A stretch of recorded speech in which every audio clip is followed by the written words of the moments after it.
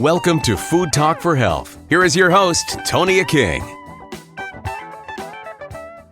My guest today is author Dr. Barry Franklin, Director of Preventive Cardiology, Cardiac Rehab at Corewell Health, and also Professor of Internal Medicine at Oakland University. He has a brand new book out called How Much Exercise is Enough. Thanks for joining me, Barry. Tonia, pleasure to be with you. Thank you. I'm in cardiac rehab, and food is an essential part. I mean, the three pillars are you stop smoking, eat healthy, which will reduce your mortality by 20-25%, and exercise on a regular basis. And if needed, take cardioprotective medication. So in a nutshell, that's what we recommend for people who've had angioplasty, bypass surgery, heart attacks, and so on and so forth. So oh my goodness, food's an integral part of the prevention package. What does all of your research tell us about how important physical activity and increased cardiorespiratory fitness is for our health? Well, I could go on and on. I probably would start with the fact that our third president, Tonia, Thomas Jefferson, lived to be 83. At the time, the average life expectancy was just 40.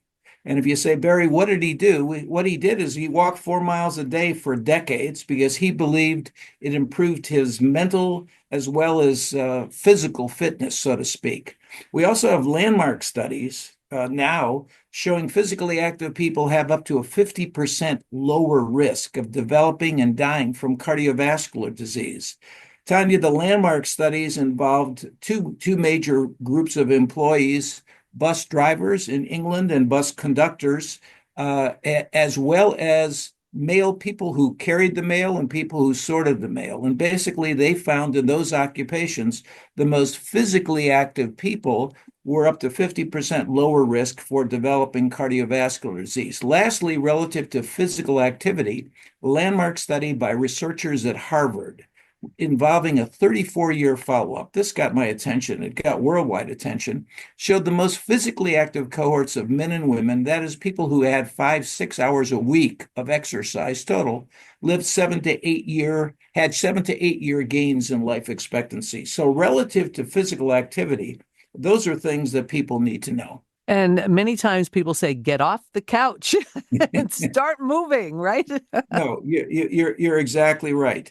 The other thing that I would emphasize is that you mentioned physical fitness. Fitness we measure, Tonia, in what we call METs, or metabolic equivalents. And METs are simply units of energy expenditure, and they are inversely related to mortality. So the higher your fitness expressed as METs, the lower your mortality. And what I think you'll find amazing is that as you compare METs or fitness with other things that doctors commonly look at, that is cigarette smoking, high blood pressure, obesity, diabetes, high cholesterol, fitness is a stronger predictor of survival and mortality than are those other risk factors. We also know that as fitness increases, mortality decreases, and vice versa. So we now believe as your fitness goes, so goes your lifespan. And we now emphasize very, very strongly in medicine for patients to be proactive, be more physically active, and more physically fit.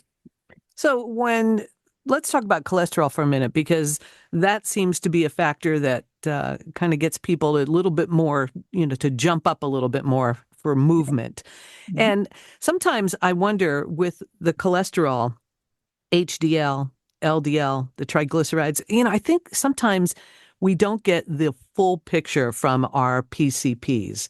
Tell me a little bit about your research regarding high LDL compared to HDL and how the physical aspect of things is just so important to get those numbers down. I mean, is it really the case?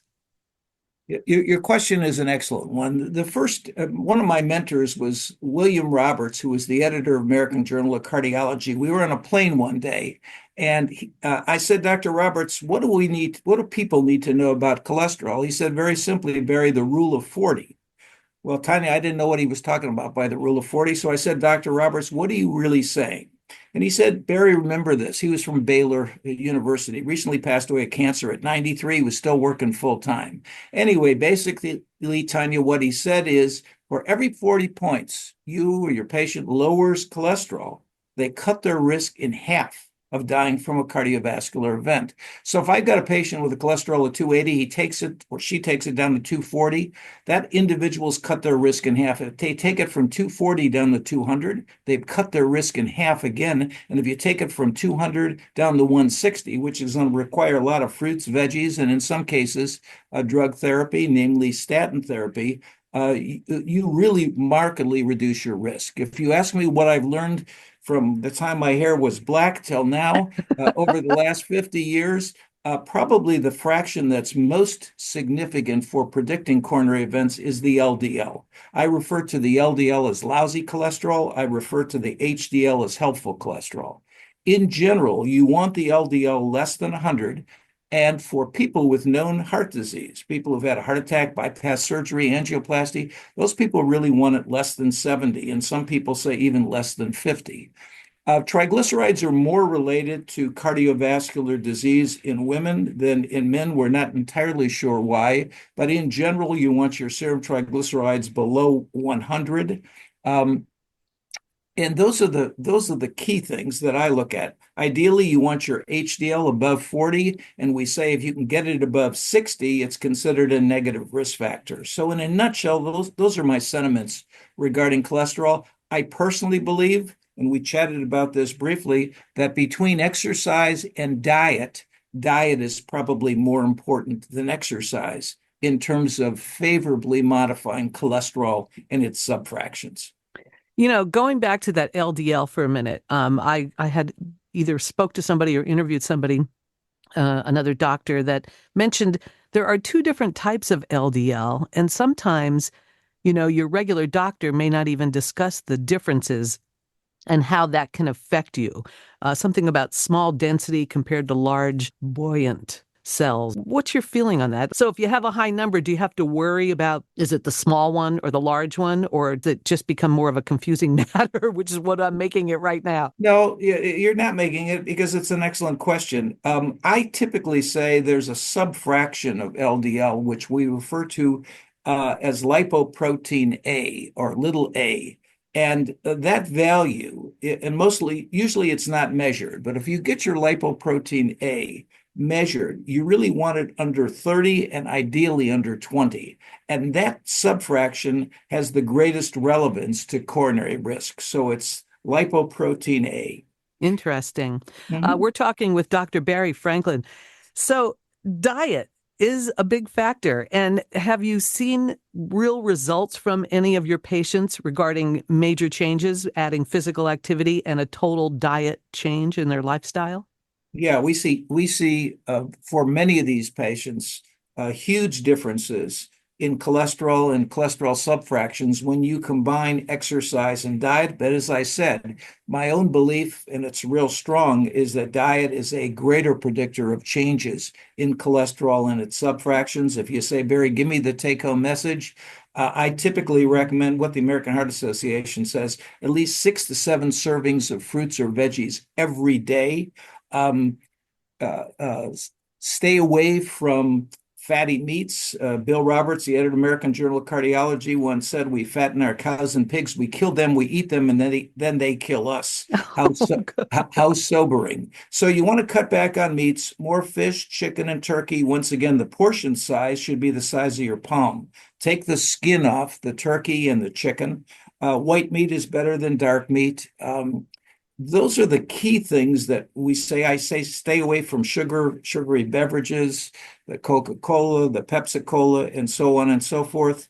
This morning, I'll give you an example. I had a banana, I had oatmeal, I threw some blueberries on it, and I had a small glass of V8 vegetable juice. So between the banana, the blueberries, and the V8, I had really 3 servings. And my goal for the entire day is 7 or 8 servings. So I say to patients, don't leave the breakfast table unless you've had at least 2 or 3 servings of fruits or veggies every day. Sometimes it's hard for people to make that dietary change, isn't it? Yeah, it is. But I think sometimes we discourage patients by saying you've got to revolutionize your life. Small changes over time have a big impact.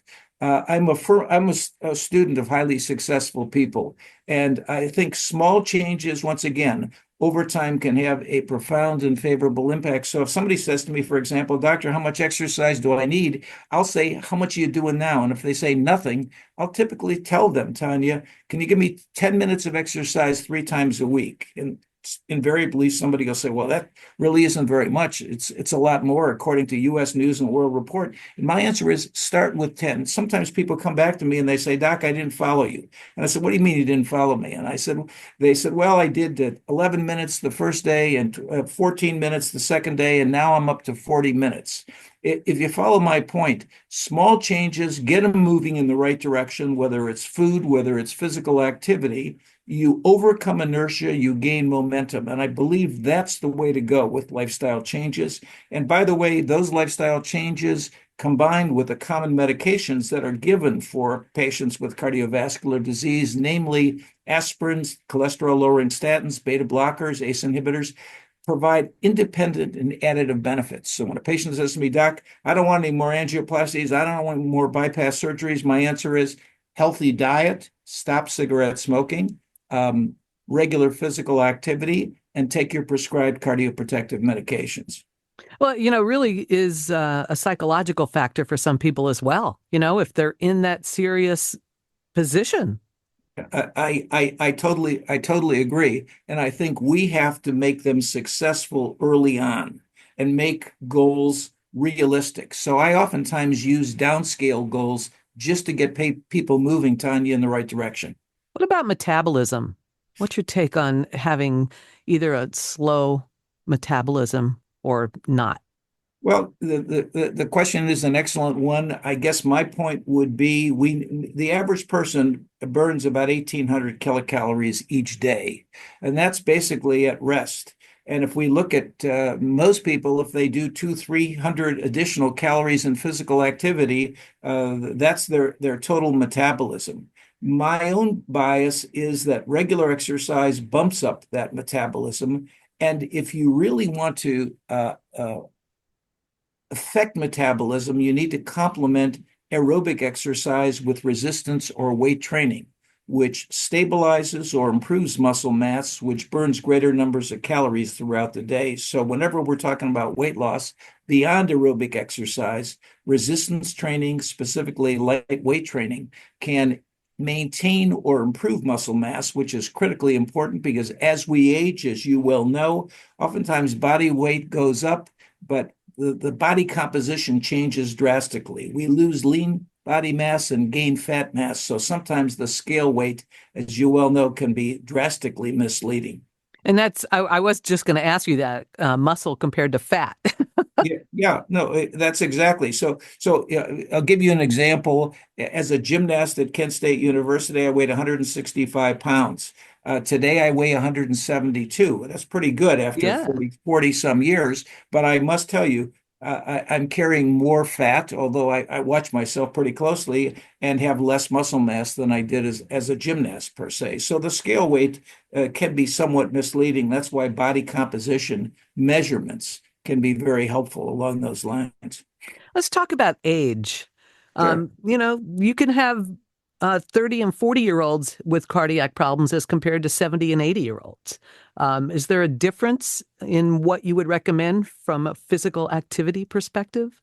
You're exactly right. And I see a lot of people who's 55, 60, 65, and I say, how are you doing? Or do you have any health problems? Nope, I don't have any heart disease. I got some bad news for people. There are good data to suggest if you grew up on the American diet and you got an automatic garage door opener and you're sitting at a computer most of the day or watching television, there's good data from the Cleveland Clinic that if you're over the age of 50, there's an 85% likelihood you've got underlying coronary disease. So I say, don't assume you don't. You probably do if you're over the age of 50. Then you've got to really watch your risk factors, know your numbers, eat healthy, um, and follow a lifestyle as if you have underlying heart disease. I think it's a good bet if you're over 50 and you grew up in the United States and you ate some of the typical foods and so on and so forth, you've got underlying coronary disease. I was just involved, believe it or not, in a case of I was asked to testify and I reviewed the case and I did. It was only the second case I ever looked at. Tonia, this was a 38-year-old nurse, male, whose body mass index was 37, went to a health club, was doing high intensity training day one, and he died suddenly, sudden cardiac death. So this guy had underlying atherosclerotic cardiovascular disease and enlarged heart. It's another reason why, if you're inactive, don't go out and start running on a treadmill day one. Start with a walking program and gradually increase your workloads over time. As a general rule, I tell people you should rate the exercise as fairly light to somewhat hard. And if you get any lightheadedness, any chest discomfort, any other symptoms, stop the exercise and check with your physician. I was going to ask you about preventative things that we should be thinking about. Well, I think the most important thing is start exercise slowly. And sometimes people get upset with me because I'll see a guy who has had a recent minor heart attack, and we've got him walking on the treadmill in our rehab program at 3 miles an hour. And he said, Doc, I used to run in track and so on and so forth. This is nothing. And my answer is, you ran track at the age of 20. You're now 60. Over that 40 years, you've developed pretty significant atherosclerotic cardiovascular disease. So we don't want too high an intensity exercise, at least initially. Gradually progress. Everybody should start an exercise program with just plain walking. Ideally, speeds 2 to 3 miles an hour, and then gradually progress over time. Isn't it amazing how something as simple as walking can make such a difference? Yeah, you're exactly right. And walking, we quantify walking, just so you're aware, in terms of METs. Now, you and I just talking right now, we're both at 1 MET, which we're taking in 1 unit of oxygen. There are new profound data, Tonia, that if people walk at 3 METs or higher, there are phenomenal changes in overall health, reducing the risk of disease, reducing the risk of cardiovascular disease. So if you say to me, Barry, how much exercise do you need to do to work at 3 METs or higher? It's basically walking on a treadmill or outside at 3 miles an hour on level ground. Or if that's too fast for some of the older people who may be listening, 2 miles an hour and gradually increasing the grade to 3.5%. Both of those workloads correspond to about 3.4 METs, which means that if we did a stress test on them, I know they would beat 5 METs, and that gets them out of the bottom 20%, the least fit, the least active, the greatest mortality. So the point I'm making is just a comfortable walk, 3 miles an hour on a regular basis, can have a profound effect in terms of increasing survival, decreasing mortality. You don't necessarily have to run marathons or high intensity training, just that amount of exercise on a regular basis. In fact, the latest studies, I used to tell people you need 10-minute bouts of exercise. I was wrong. New studies using a methodology called accelerometry. It's an accelerometer which measures every movement your body takes, shows, and this is a blockbuster, that 1-minute bouts of exercise repeated throughout the day can have a profound and favorable impact on overall health. So I tell people, don't send an email, walk across the hallway to your colleague, and if you accumulate those 1-minute bouts. The best analogy I could give you is I tell patients, you don't have to put the dollar bill in the piggy bank all at one time. You can put 4 quarters, you can put 10 dimes, and for the heart failure and obese patients, you can put 20 nickels or 4 or 5-minute bouts of exercise repeated throughout the day can have a profound and favorable impact on health. I know also, I think about when you go to the supermarket or something, don't park right near the front door, park away so that you get that little bit of 1-minute exercise, right? No, you're exactly right. What you're saying is what I call disguise your exercise. Okay, there are new studies, blockbuster studies, by the way. People climb stairs have a 30% decreased mortality. They have increased survival. How many stairs? 6 flights of stairs on average, people who do that. And that's a lot, but you don't have to do 6 flights at one time. You can do 1 or 2 flights, and throughout the day, if you work in a building, climb 6 flights. That'll give you about a 30% reduction in mortality. Those are astounding data. Well, Barry, it sounds like there's hope. Yeah, there is hope. I'm a student of highly successful people, and I oftentimes say to our patients, the 10 most empowering 2-letter words: if it is to be, it is up to me. And the doctors are great and the dietitians are great, but ultimately, what's more important than knowing something is actually taking action and doing it. The single most important determinant of success in any field is taking action. You have said it just the way it should have been said. We're talking with Dr. Barry Franklin. His latest booklet is called How Much Exercise is Enough?